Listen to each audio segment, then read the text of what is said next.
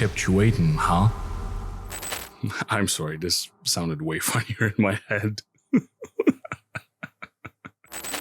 The last time I made one of these channel update videos must have been at least 10,000 years ago or something. So you see, year-long gaps between regular, long-form videos aren't all that bad after all. As per usual, my plans for making regular videos on a schedule have completely fallen through. I'm sorry for the utter lack of meaningful video output on my end. My work-life balance has been out of whack for almost 2 years now, not to mention still dealing with the weight of relatively fresh grief which I discussed in my rhyme video at the end of 2022, something that continues to sap my overall energy levels most of the time. Moreover, since my day job mainly consists of editing other people's videos, you can imagine how little enthusiasm I have left for editing my own content at the end of a regular workday. So even if I'm sitting on a pile of recorded voiceover, like I am now with the Scorn video essay, the window of opportunity to work on it each week only seems to shrink down, both because of my tiredness and the sheer amount of paid work I need to do to support myself and my family. But don't be alarmed, the Scorn video is going to come out sooner rather than later, since I might have found something that reignited my fire for this whole content creation thing again. I alluded to this before in my 3 flavors of indie horror video, so let's get to the point of this channel update in the first place.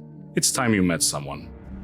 You know, when I first started in games, I ended up getting an internship at a company called Lucky Chicken Games. They were at the time working on a Casper GameCube game, and they actually worked on the Aquaman game. Following summer, I had an internship up at Maxis, where I worked on Sims 2. I ended up deciding to come back down to LA and work at Liquid. At the time, Liquid was working on a RTS called War of the Ring. That was a Lord of the Rings based RTS based on the book license, not the movie license, to then working on a game called Desperate Housewives based on the TV show. We ended up winning PC Gamer's Adventure Game of the Year, beating Sam & Max back in 2006. Hi, I'm Charlie Price. I'm the co-founder and creative director at Hidden Variable Studios. I've been working in games for almost 20 years. Most notably for this, I was the lead designer on Rise of the Argonauts when I worked at Liquid Entertainment.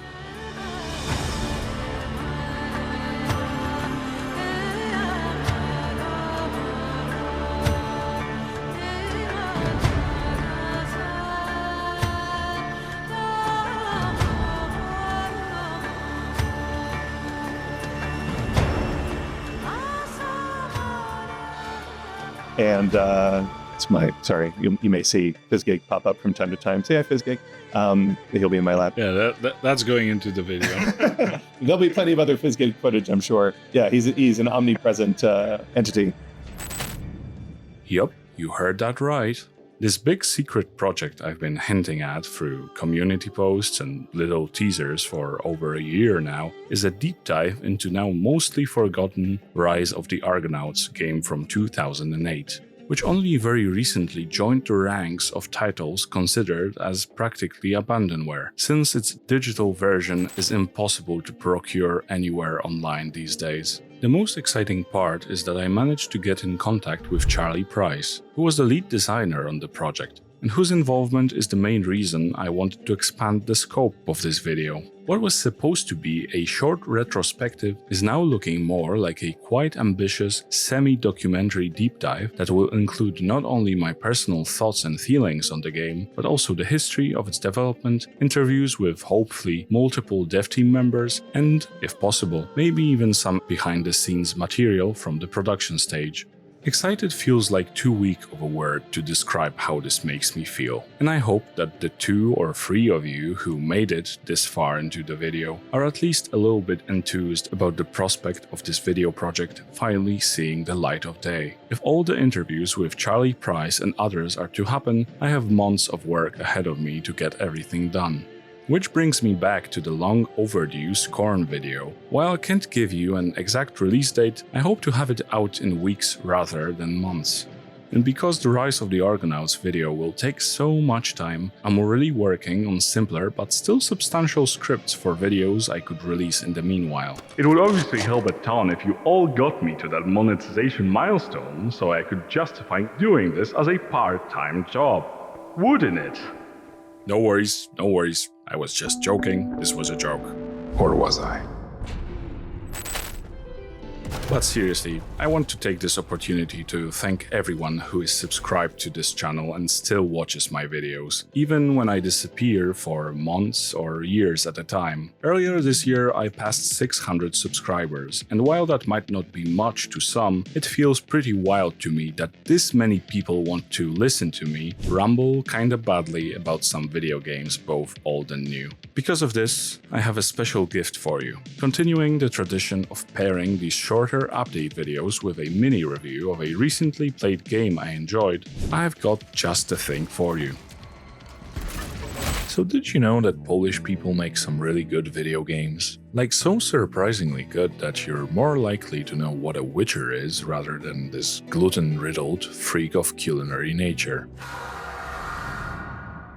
But I must admit, Teon isn't exactly the kind of a studio that I would associate with this kind of quality. To be quite honest with you, my only exposure to their work has been either through memes generated by the mere existence of their hilariously awful Rambo game, or the very lukewarm enthusiasm the YouTube gaming review/essay circle had for their attempt at the Terminator series. So it all led me to not having much hope for RoboCop Rogue City being any better than simply kind of mediocre, if not mostly awful. Especially since I don't have a single cell in my body that would care for the movies it was based on. But then I played the demo for the game shortly before its release, and I was in shock. Rogue City turned out to be something that I forgot how much I truly needed. A brutal, AA, old-school single-player shooter that wasn't afraid to cross the genre line and reach for admittedly quite simplified versions of mechanics from games like Deus Ex Human Revolution, Batman Arkham series, or even bits of the structure of the ever underappreciated Escape from the Butcher Bay. It wasn't all that surprising to learn that its standalone expansion that I've been making my way through these last few weeks, RoboCop Rogue City Unfinished Business, Jesus Christ, that's a fucking mouthful, is even closer to being a perfect showing of why we need more of these sorts of AA experiences out there. This game takes all of the elements from the base game that I enjoyed so much, like the feeling of embodying this absolute hulking metal tank of a man, ripping through mercs, bandits and drones with weapons that satisfyingly crush them to bits, the destructibility of each of the combat arenas bringing sways of nostalgia for the Fear series, or even the very dry and very Polish sense of humor that a lot of this game sports, and then it compresses all of these elements into a more concise and yet much better paced experience, where the base game could drag at times with way more downtime that you spend in the semi-open hub locations, solving bunch of little side quests here and there. Unfinished Business blasts through set piece after set piece after set piece, interspersing them with some occasional roleplay as a robot police detective for some NPC quest givers out there, but spacing it all out in a way that doesn't kill the pace of the game, and generally keeps these quests as simple as possible.